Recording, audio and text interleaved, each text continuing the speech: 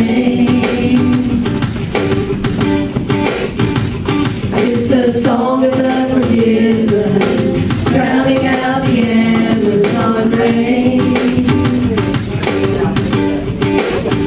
The song of Asian believers, filled with God's holy fire. It's every tribe, every tongue, every nation, a love song born of a grateful choir. It's all God's children singing glory, glory, hallelujah, He reigns, He reigns. It's all God's children singing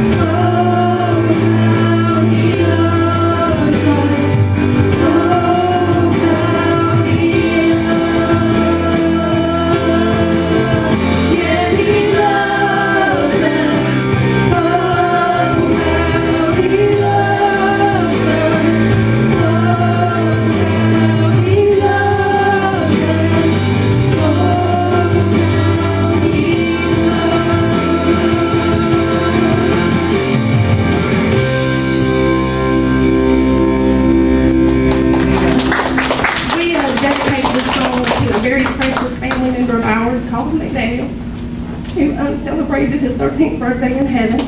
We know that he is probably having a really good time laughing at us and our attempt to sing his favorite song. We love you, Colin.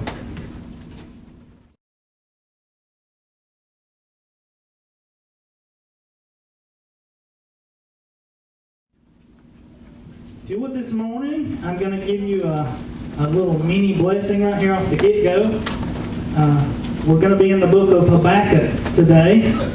And I'm telling you that now before I read the scripture, so you got a few minutes to get there, because you realize this morning you're blessed if you have one of two things. One, you're sitting next to somebody that knows where Habakkuk is in the Bible.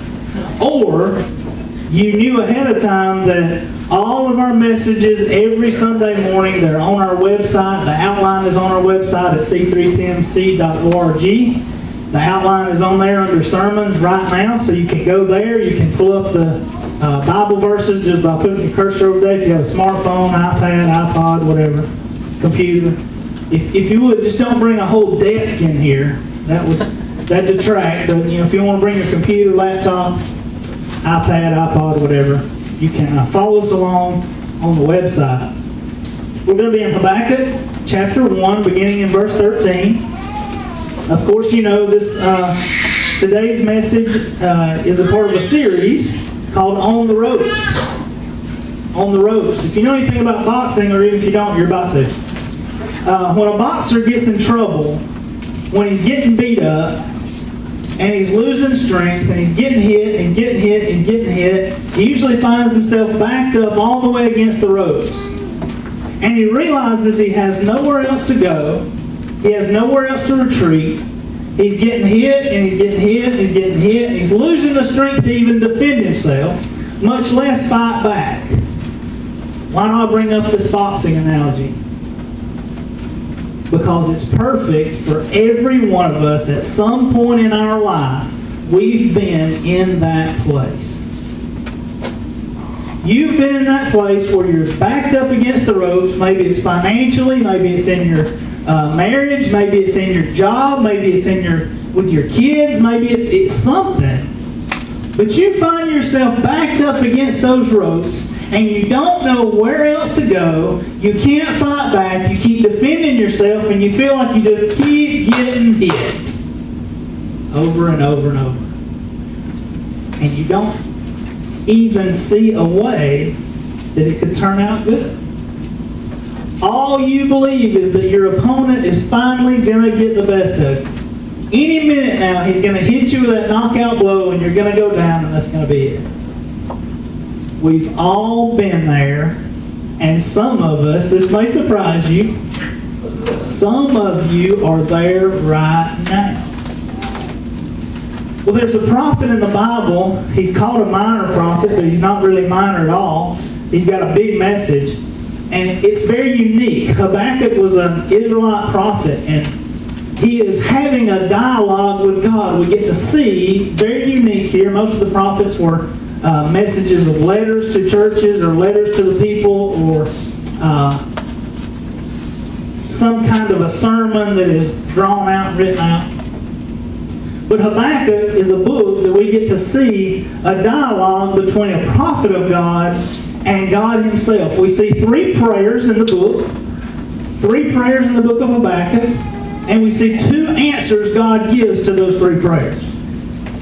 And it tells us a little bit, we get to see a little bit of insight of how we can get through those tough times. How when we're backed up against the ropes, how it seems like there's no chance of victory, God's got a plan. God can work it out. He created the universe. He can certainly work out your problem and my problem. Amen. He figured out how to make life out of nothing. He figured out how to make matter out of nothing. He made planets and stars so far away that if we could travel at the speed of light, we don't have enough time in our life to get there. He figured that out. He can figure out my problem. So we're in Habakkuk chapter 1, verse 13. It says, "You are of purer eyes than to behold evil, and cannot look on wickedness.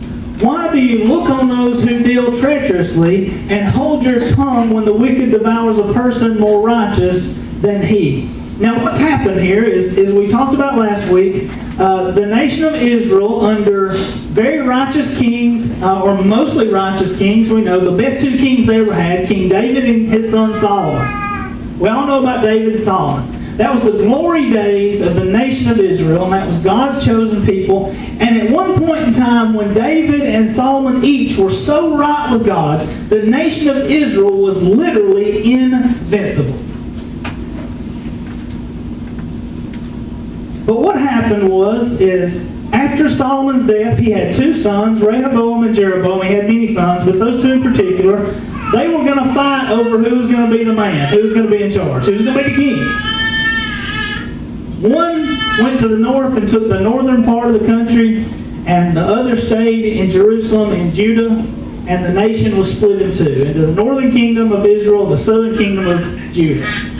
The northern kingdom had never had a righteous king. They were wicked. They got so far away from God that God eventually sent the Assyrians to conquer that northern kingdom and carry them away into captivity. So years later, down the road, we're here.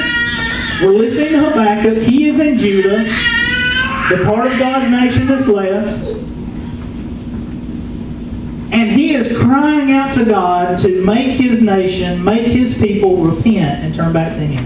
And deliver them. They feel their enemies closing in around them. Habakkuk knows this. He sees the wickedness around and he knows it's coming. So he's begging God to deliver them from their enemies. And God finally answers his prayer. And he says, okay, you want me to deliver you? Here's what I'm going to do. I'm going to send the Babylonians and they're going to crush you. And what they don't destroy and who they don't kill, they're going to carry off into captivity in Babylon. And I bet, as I said last week, I bet Habakkuk at that point is saying, God, I wish you'd just go back to doing nothing. If that was what you were going to do, could you just not do anything? Could we just go back to rocking along as we were and we'll try to handle this on our own? I've been there. God, please work this out. God, please fix this.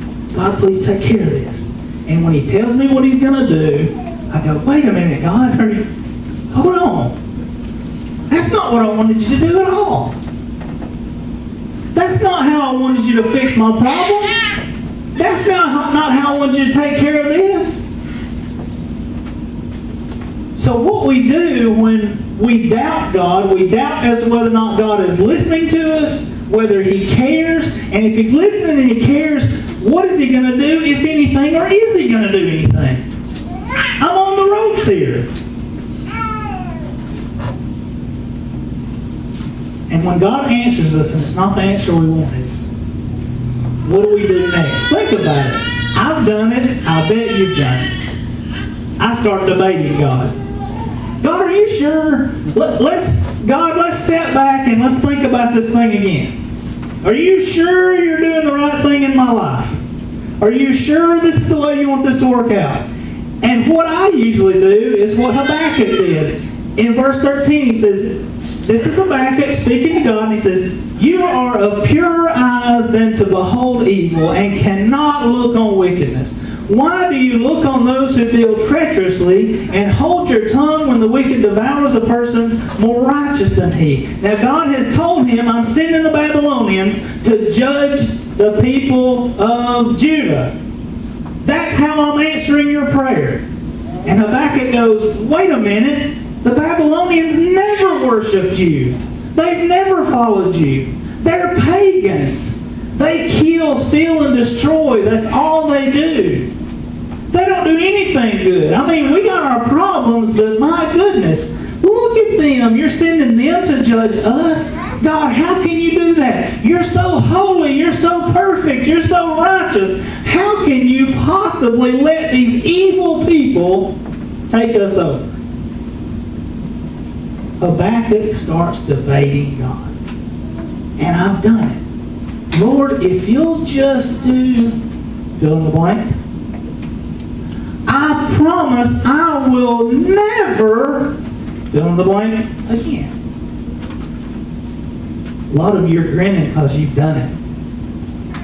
And I've done it.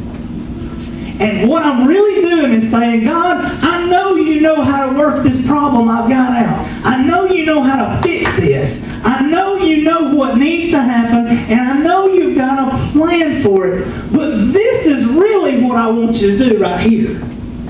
So instead of doing whatever, you being God, you know what's best, and blah, blah, blah, blah, blah. Instead of you doing that, if you'll just do this right here, oh, Lord, I'll never miss church again. Oh, I'll never miss church again. Lord, I'll read my Bible every day if you'll just fix this problem. Lord, if you'll just come up with that money I need. Oh, Jesus, I promise I'll be in Sunday school every week. You ever make deals like that? What Habakkuk did was he said, oh Lord, you are so holy, your eyes are so pure, you cannot even look on wickedness. Are you sure you're doing what's right? Lord, are you sure that's what you want to do? We're laughing because we've all been there. You ever do that though? You ever look around and say, hey, I got these problems, my kids are heathens, I don't have any money to pay these bills, I just lost my job. My neighbor down here, he runs around on his wife, he cheats on his taxes, he plays the lottery, which by the way, if you were in a Baptist church, that would be a big hit, but us, we're like, what's the big hit? Okay. You see your neighbor, he does not ever go to church. He never helps anybody in need. He doesn't give to any charity. And yet he seems to thrive. He seems to have a nice new car all the time. He plays golf 4 times a week. I'm sitting there thinking, I can't afford to play golf 4 times a week. And I spend all my spare time at church. What is the deal here, God? You may not have said it, but you thought. Lord, how can you let these people get away with these things? I got good news for you today. He's not going to let them get away with those things. God has no intention of letting people get away with those things. And you know what? He didn't have any intention of letting me get away with my stuff either. Isn't that good to know? So remember, we don't always get the answer we want. And sometimes we wonder, God, how can you let the bad guys win? But let me say this. I don't always like God's answer for my problems, and you probably won't like it either. But here's the deal. You ain't going to like this. You're in church. You're going to have to walk out of here with it. God expects more out of people that claim to know Him, love Him, and follow Him. He expects more out of us than He does people that don't even know Him. So you've got to be kidding, preacher. That's your answer? That's it? You did all that study and you got this whole series and your answer is, well, He expects more out of us? Yeah. I didn't say you like it, but it's what it is. So remember, Habakkuk is trying to figure out how God could possibly use this wicked nation of Babylon to judge God's chosen people. And what we'll see beginning in chapter 2, we were in verse 13, chapter 1, you can go over to chapter 2. We're going to be in verses 1 through 20. We're going to begin to see how we can stand even when we don't understand. And folks, I'm not going to lie. There's a lot of things that happen in this old world that I just don't understand. I've been there. I've said, God, how can you let this happen? God, how can this be? God, why won't you do this? God, why did you do that? But when we don't understand, we can still stand. Look at chapter 2, verses 1 through 3. When we don't understand, and when we think of debating God, I want us to learn to wait on God because He keeps His word. Look at verses 1 through 3 again. I will stand my watch and set myself on the rampart, and watch to see what He will say to me, and what I will answer when I am corrected. Then the Lord answered me and said, write the vision and make it plain on tablets, that he may run who reads it. For the vision is yet for an appointed time, but at the end it will speak, it will not lie. Though it tarries, wait for it, because it will surely come, it will not tarry. In verse 1, the word watch literally means to stand watch, to stand guard, to be ready. In ancient cities, what they would do is they would fortify cities as protection against invading armies and enemies and things like that. And they would even build walls, but something else they would do, they would build these things called ramparts. And it would either be an actual tower they would build at one of the corners of the city, or it would be where they would mound up dirt, or they'd use a natural hill and they'd build a tower on it. And what the purpose of that was is so somebody could get up there in that tower and they could watch for invading enemies. They could watch for approaching caravans. And the idea was is if you get up high enough, you can see out around the city. You can see the big picture. Sound familiar? Because here's what God wants us to do.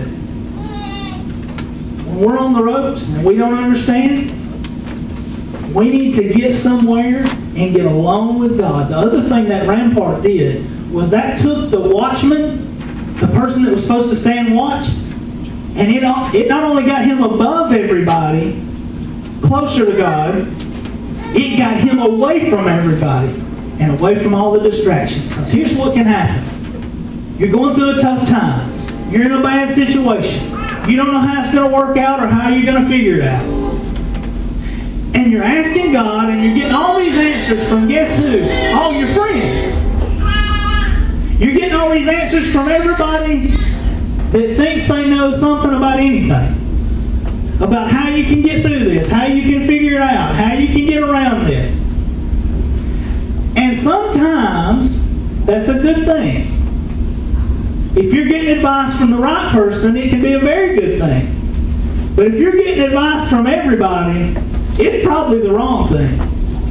And what this rampart did is what sometimes we need to do. That got them away from everybody, away from the distractions. And when we can't figure out what God's doing or what He's wanting to do or what He's trying to do or how He's going to work it out, sometimes we need to get above everything and we need to get away from everything.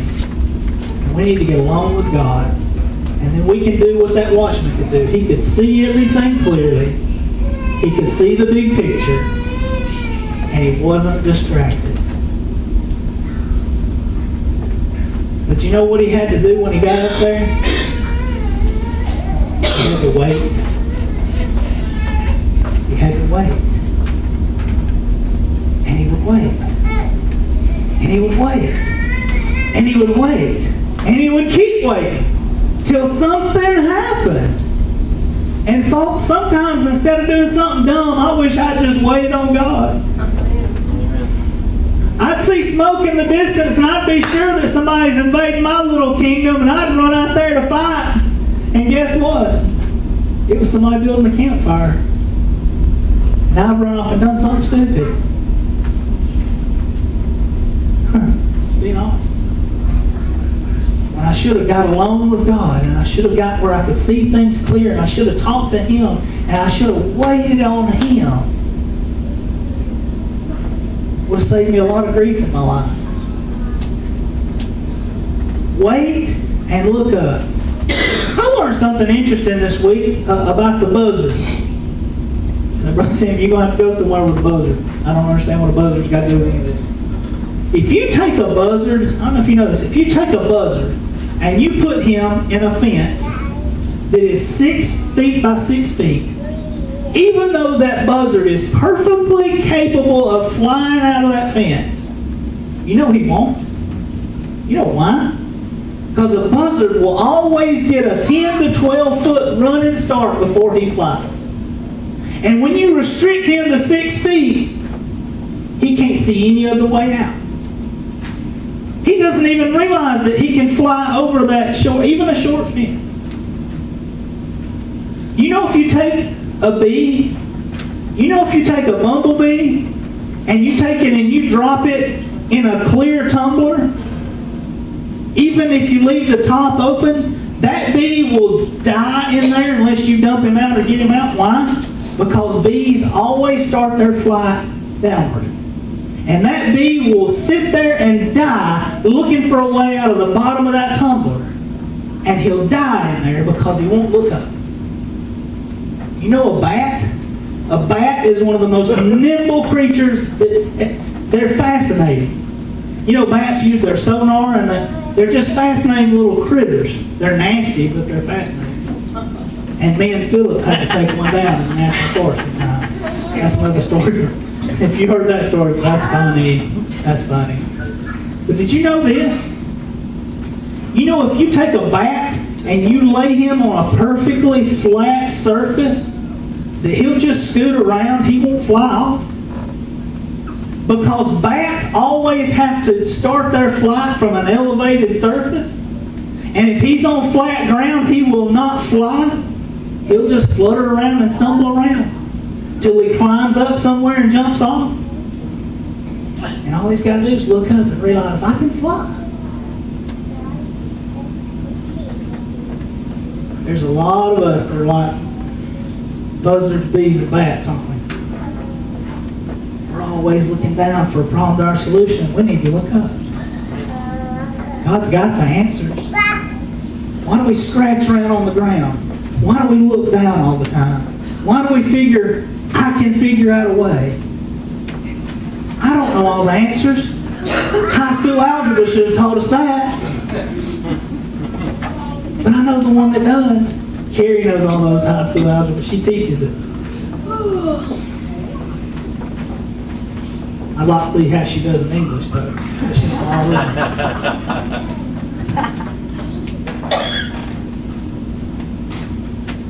Why does God want us to wait? James 1 and 2 gives us a clue. It says, James 1 and 2 says, "My brethren, count it all joy when you fall into various trials."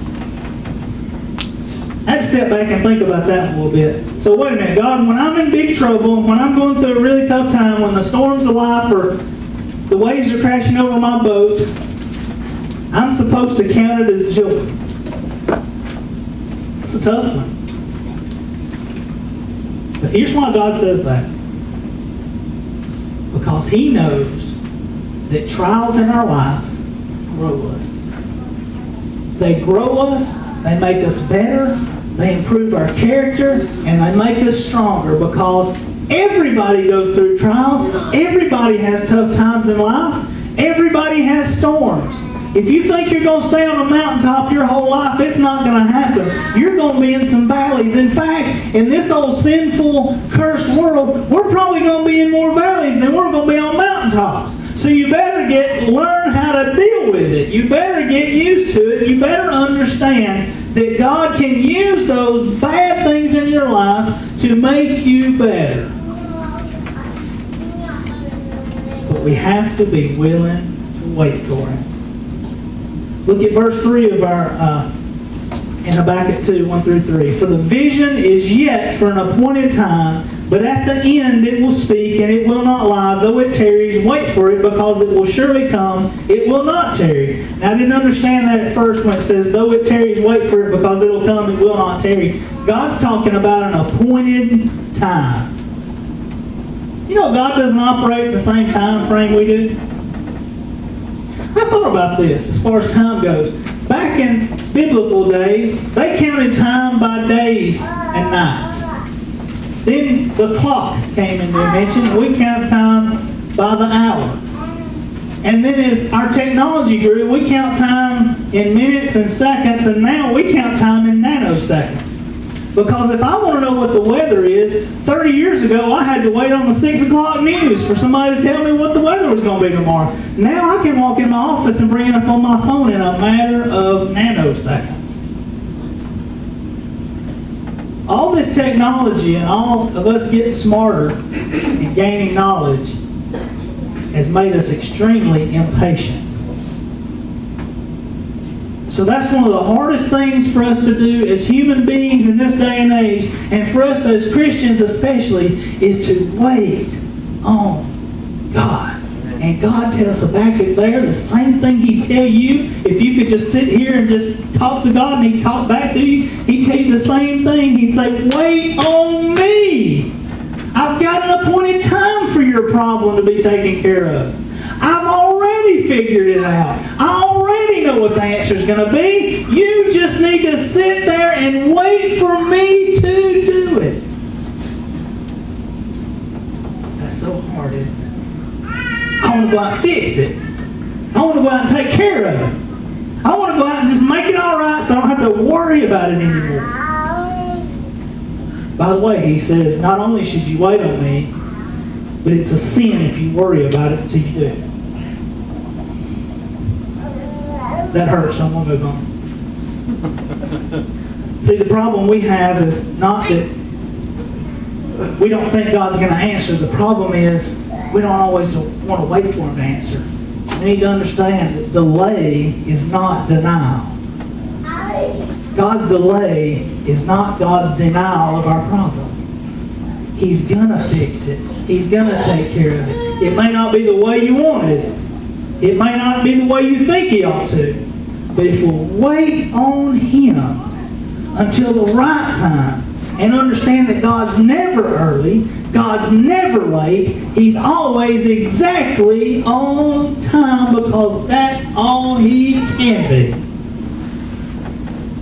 we'll save ourselves a lot of grief. And we'll start to understand that even though I'm on the ropes, God somehow, you've got a plan.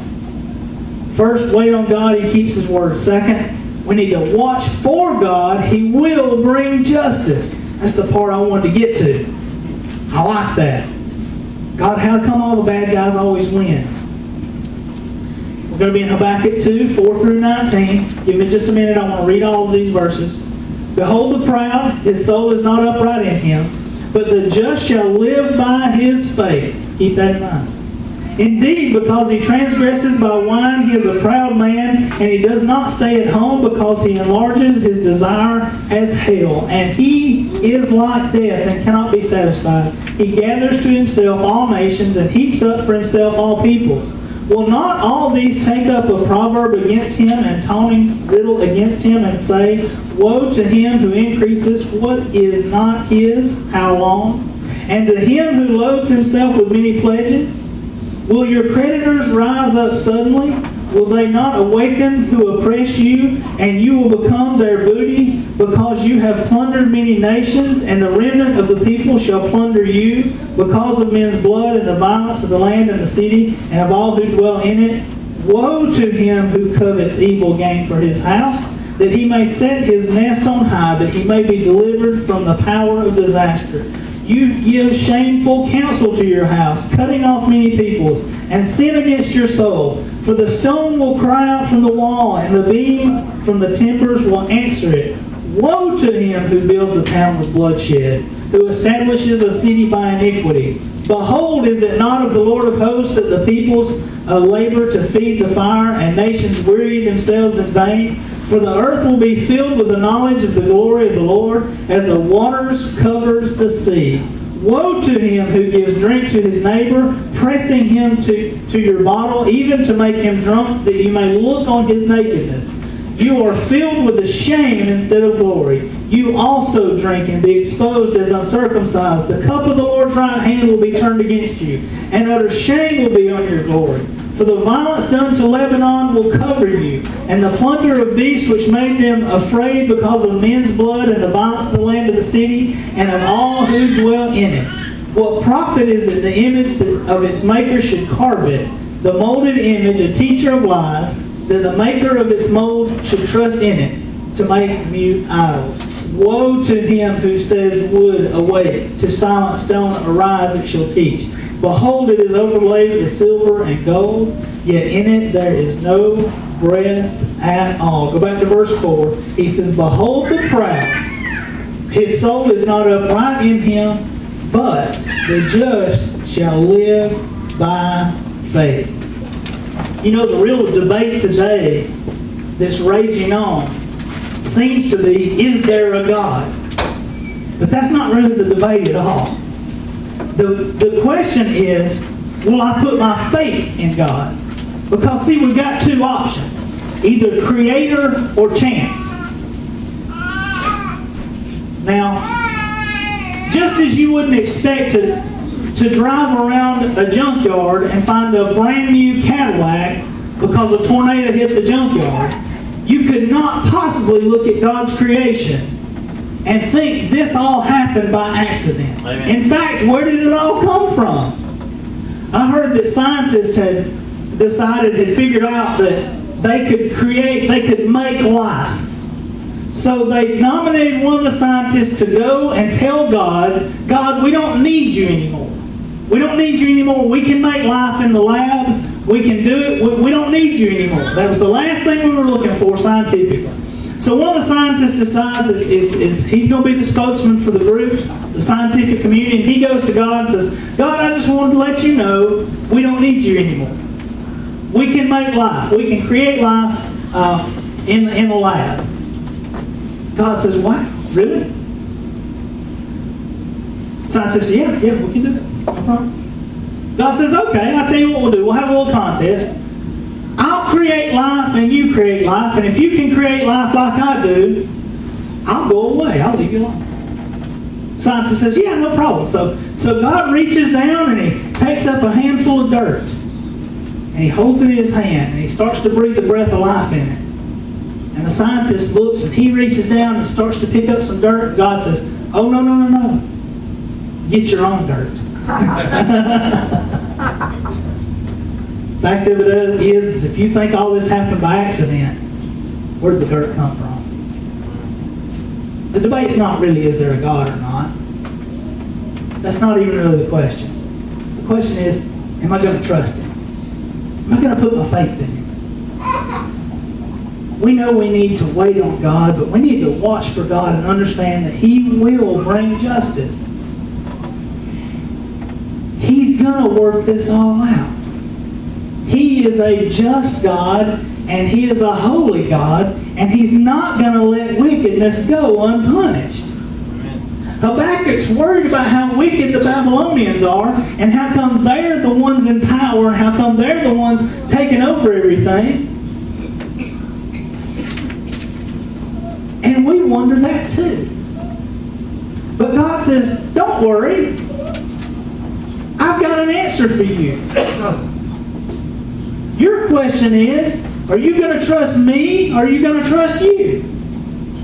That's the same question we have today. When we get up and we walk out of this church service and we all go our separate ways and we all go to our own little problems, our own little kingdoms, our own little questions. The real question is am I going to trust me or am I going to just trust God? Because look, God explains the sins of Babylon and the consequences of each. I'll just run through these real quick. 5 times in verses 6 through 19, God says, woe about each of Babylon's sins. And He explains how He's going to judge each one. God says, whoa, whoa, whoa, whoa, whoa. And I'll tell you something. If you know a lot about the Bible, you know that when God says, woe to whoever, you don't want to be the name in that blank. God means business. When He says, woe to Babylon, you don't want to be in Babylon. Watch this. Verse 6, greed. He says, will not all these take up a proverb against him, and a taunting riddle against him, and say, woe to him who increases what is not his, how long? And to him who loads himself with many pledges. Then in verse 9, injustice. Woe to him who covets evil gain for his house, that he may set his nest on high, that he may be delivered from the power of disaster. Verse 12, violence. He says, woe to him who builds a town with bloodshed, who establishes a city by iniquity. Then in verse 15, deception. Woe to him who gives drink to his neighbor, pressing him to your bottle, even to make him drunk, that you may look on his nakedness. Verse 19, idolatry. Woe to him who says, wood, awake, to silent stone, arise. It shall teach, behold, it is overlaid with gold and silver, yet in it there is no breath at all. Before you say, oh man, those Babylonians were bad, I want you to think about the time we live in. I want you to think about the nation we live in. I want you to think about America.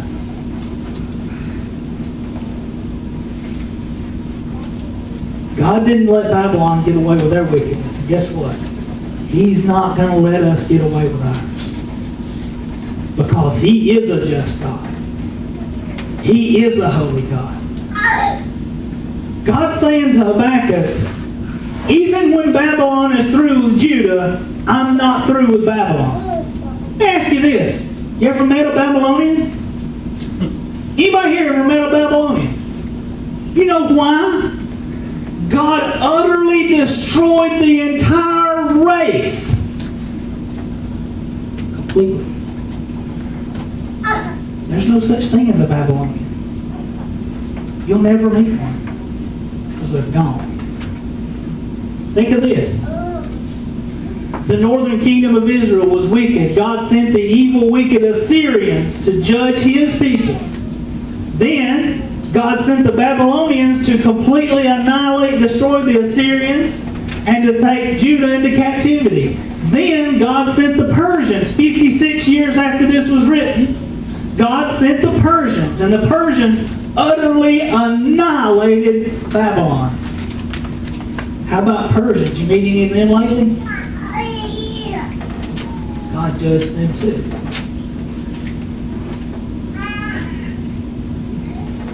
So while we're saying, God, how can you let this be? How can you let this happen?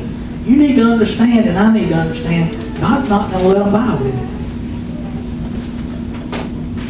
Our problem is, we want God to do it when we say, and how we say. But do we really want that? We want God to bring justice. We want God to bring judgment on the wicked.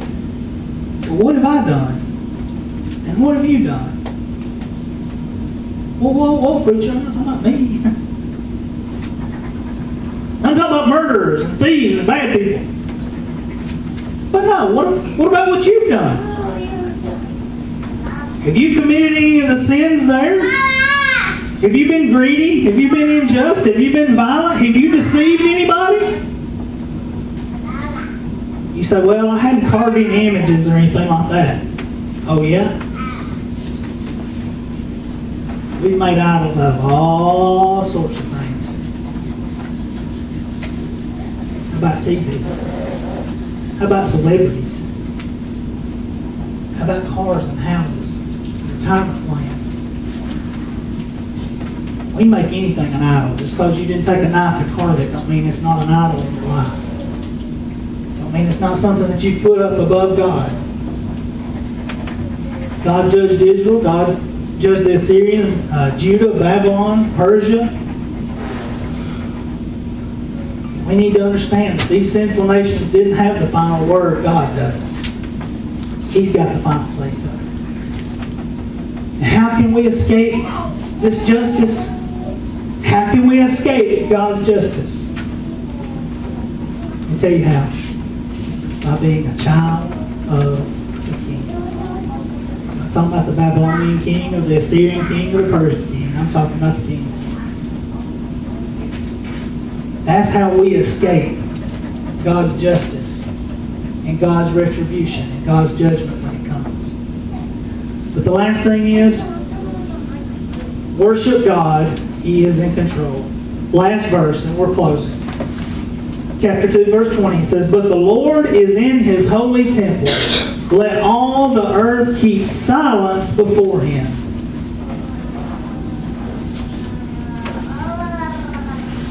I have to agree with Robbie Zacharias.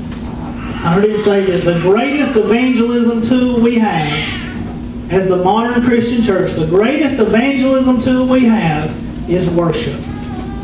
Because when somebody is a guest at our church and when people that are unchurched see us worship, there's something about that no words can express and nothing else can replace.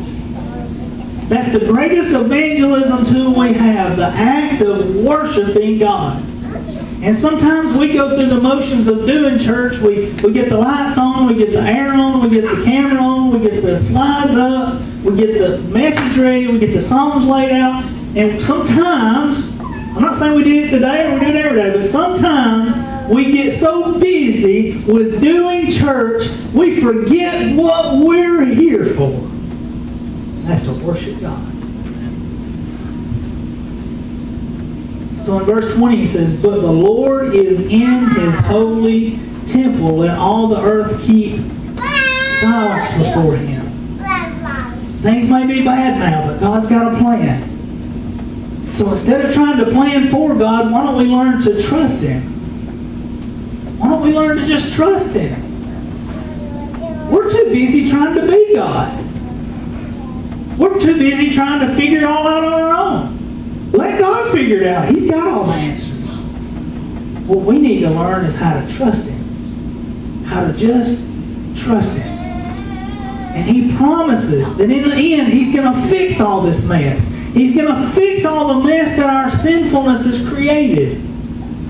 So when we have times like Pearl Harbor, World War II, the Great Depression, 9/11, the terrorist attacks, when those things happen, don't forget what it said in verse 20, but the Lord is in His holy temple. He's still on the throne. Not a throne, the throne. He's still got a plan. He's still going to work it all out. And He doesn't turn a blind eye or a deaf ear or sweep this evil under the rug. In fact, God says, not only will I have to punish evil because I'm holy. If you do this or this or this or this or this or this, and if you don't do that or that or that, I will punish you. You have to pay for that. That thing is called a sin, and if you do it, you have to pay for it. God not only says that, but He says, and guess what? I'll pay it for you. Hey folks, I mean, I'm not an expert on world religions or anything, but I can tell you this. Allah, Muhammad, Buddha, the Vedas, none of them ever said that. None of them ever said, hey, follow these rules right here, and guess what? If you break them, you have to pay, and I'll take the payment for you. You have to be punished if you break these rules. Justice has to be carried out. But if you want, I'll pay for it for you. I'll take the punishment for you. Are you kidding? No, I'm not kidding. You'll never see where Muhammad said that. You'll never see in any of the teachings of the Vedas where any of them said that. By the way, Hinduism has 278 million gods in their religion and counting. And not one of those 278 million gods in Hinduism will ever tell you you have to pay for sin, and if you sin and you have to pay for it, I'll take the payment on me. Never happens. Never will. Only the Christ of Christianity ever said that. Ever said, if you do wrong, you have to be punished, and if you'll let me, I'll take your punishment on me. Wow. Wow. So when we're faced with the Christ of Christianity, we've got two options. We can either decide to be God ourselves and take the punishment on ourselves. We can pay for our own sins. We can give it to Him. We're on the ropes, we can say, God, you ought to do this. You ought to fix that. God, what are you going to do about murderers? What are you going to do about adulterers? What are you going to do about rapists and child abusers? God, what are you going to do about all that? Why do you let those people walk free and I'm getting beat to death here? God says, wait a minute. I've got a plan.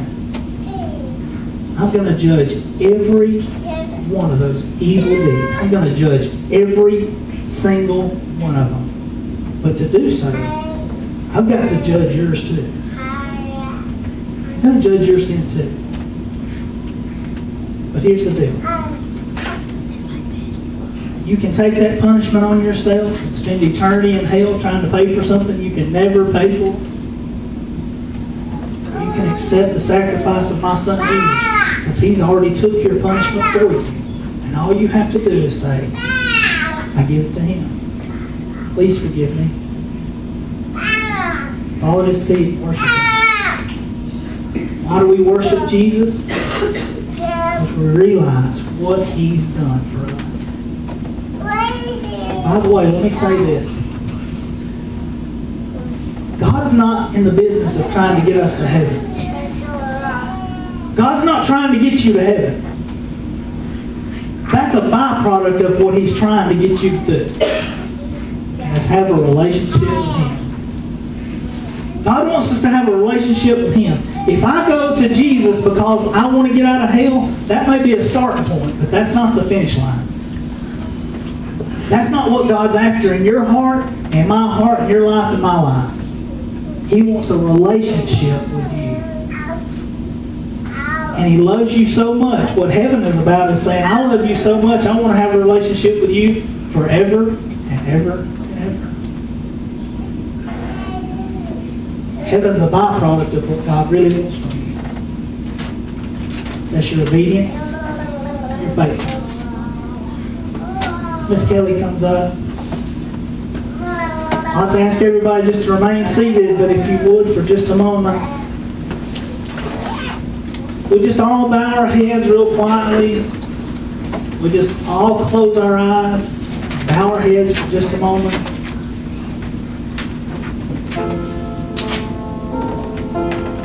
I want to leave you with this thought. When your faith is on the ropes, instead of debating God,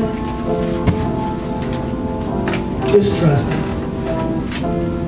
Praise Him and worship Him. Right now our altar's open. If you got problems in your life you want to pray about, there's just nothing like an old-fashioned altar to go pray. Everybody's heads bowed and everybody's eyes closed. If you'd like to just step out right now and you'd like to lay your problems at the feet of Jesus, you'd like Him to take those burdens off of you, if you just want to trust Him. Maybe you want to trust Him for the first time ever in your life today. Maybe you say, I didn't understand all that. I didn't realize that about justice and punishment. I didn't get all that. I want to trust Jesus today. You know you can trust Him right now. You can step out and you come to this altar. Me or one of our ushers will pray with you. Or you can pray right where you're at. God can hear you from there too. Just say, Jesus, I love you. I don't understand why there's evil in the world. I don't understand why we go through all these things. But I just want to trust you today. I just want to trust that you're going to work it all out. I just want to trust that you're not going to let things go on forever this way. And He's certainly not. There is a judgment day coming. Just like He said, though it tarries, believe it, it's coming. And when it comes, when the appointed time happens, that eastern sky is going to roll back. Jesus is coming back for His kids. He's coming back for His children. And when that happens, there's no more delay. That's what that meant. Habakkuk may not have understood it, but we know it today. You need to know it right now. There's a judgment day coming. Are you going to trust you, or are you going to trust Jesus?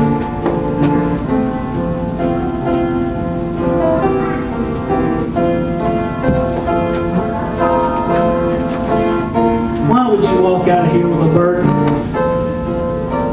Why would you walk out of here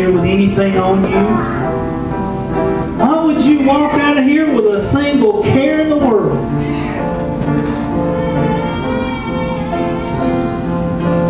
When the King of all kings and the Lord of all lords has plainly told us, put your cares on me, leave your burdens at my feet, I'll take them for you. And He don't just say, hey, it would be a good idea if you'd leave me your problems. He demands that we do. He says, I know you've got problems. I know there's evil in the world. I know there's wickedness. There's evil and wickedness in your heart. But lay it at my feet. Come to me with it. I'll take care of it. I'll take it off of you. Now, what do you say? You want to give those burdens to Him, or you want to carry them out the door? She's going to play for just another moment. Please, every head bowed and every eye closed for just another moment.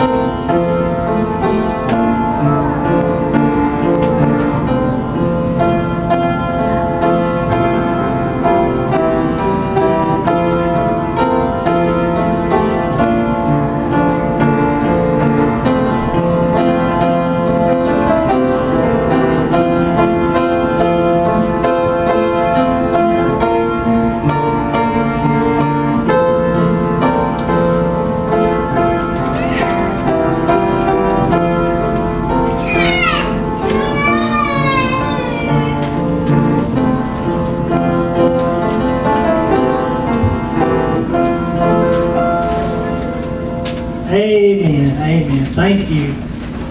Lord, I thank you for all the decisions that were made here today, because you may not even realize it, but you made a decision about Jesus today.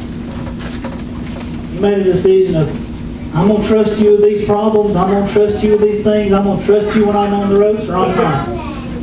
We all made a decision today. Lord, I thank you for that. Real quickly, our announcements. The Sunday school party for today at Philip and Holly Rose, that's the adult Sunday school party, is at 4 o'clock instead of 2. 4 o'clock instead of 2. 4 p.m. at Philip and Holly Rose. Bring your bathing suit. We're all going to jump in their pool and try to splash all the water out. 4 o'clock, Philip and Holly Rose. Also, August the 7th at 6 p.m. August the 7th at 6 p.m. That's a Friday evening. Is that right? That's a Friday, right? Yes. That's good. That's what I said. Friday evening, 6 o'clock. We'll have a women's fellowship, ladies fellowship. What we do is every year at the Chakalaka Festival, we sell wreaths and crafts to raise money for our church. It's a great little community event. It's really a lot of fun, but it's coming up in September. I wrote it down on my calendar. It's coming up in September, and we need to get those wreaths and things made.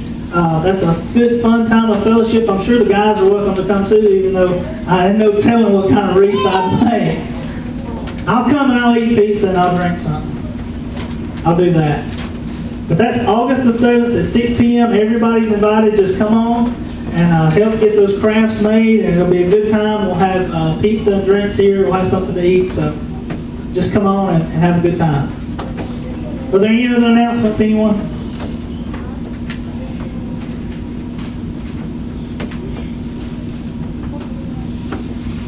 All right. Well, I do want to especially thank Kelly this morning for playing our piano. I know that's not her calling. She doesn't feel like that's her calling in life. I know she does a great job. We all know that. Donna and Joe are in Tennessee. I had to go and visit his family up there. So I do, and I know a lot of people step up and do things.